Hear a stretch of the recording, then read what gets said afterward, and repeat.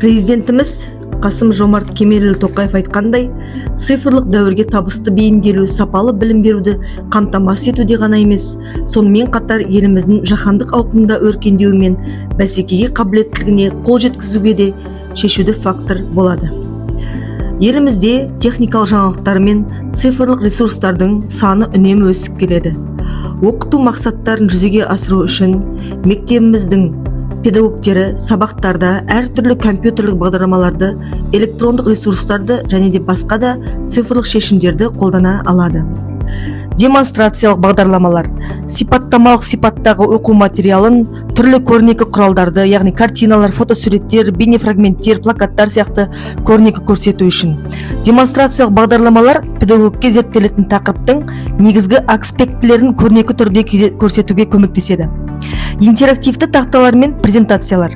Интерактивті тақталарды қолдану педагогтерге мультимедиалық элементтерді, интерактивті тапсырмаларды және онлайн өзара әрекеттесу мүмкіндіктерін пайдалана отырып, динамикалық сабақтар жасауға мүмкіндік береді. Бұл оқу процесін білім алушылар үшін қызықты әрі тартымды етеді.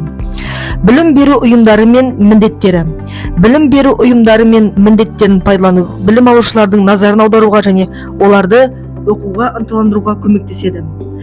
Мысалы, Code.combat сияқты көптеген онлайн платформалар, Code.org, Scratch немесе Kahoot және тағы да басқа бағдарламалауды, алгоритмдік ойлауды және басқа компьютерлік дағдыларды дамытуға көмектесетін қызықты тапсырмалар мен ой жұмбақтарды ұсынады.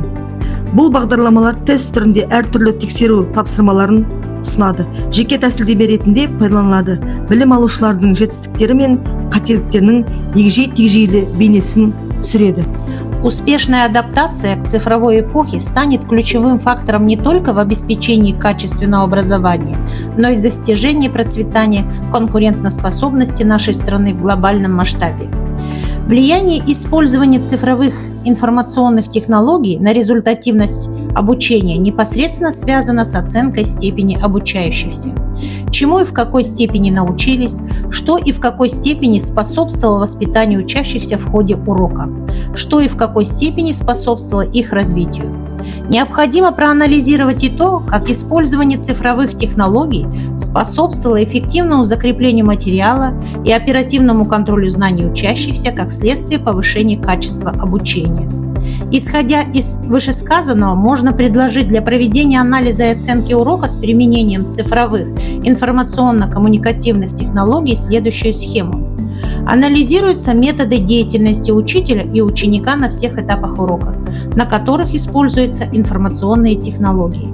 Деятельность преподавателя по следующим критериям. Методика использования цифровых технологий на этапах урока. Применяется адаптированная методика использования средств информационных технологий. Авторская методика. Используются электронные образовательные ресурсы как источник дополнительной информации по предмету. Методы использования средств цифровых технологий служат активизации познавательной деятельности учащихся, способствуют решению дидактических задач урока, используются как цель, а как еще один педагогический инструмент, способствующий достижению цели урока. Организация учащихся при работе с использованием цифровых технологий повышает эффективность учебной деятельности учащихся как способ самоорганизации труда и самообразования учащихся. Расширение зоны индивидуальной активности учащихся дает возможность реализации личностно ориентированного подхода в ходе обучения. Информационные технологии способствуют пониманию и усвоению знаний, способствуют эффективному закреплению материала, оперативному контролю знаний учащихся и повышению качества обучения.